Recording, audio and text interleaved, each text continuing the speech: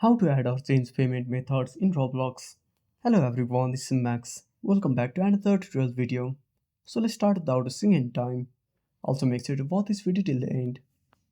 So first of all, open up any web browser on a device. Tap on the search bar. Now type roblox.com/login. Now click on search. Now tap on the username and enter the email address. Now enter your password and tap on login. Now wait for some time. Now tap on continue in browser. Now tap on settings at the top right corner. Then go to settings. Now tap on account info and select payment methods.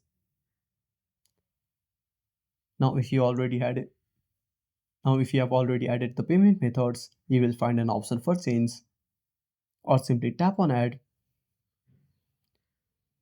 Now fill up the details and click on save. And that's it. Thanks for watching. Make sure to subscribe our channel and hit the bell icon. See you in the next video.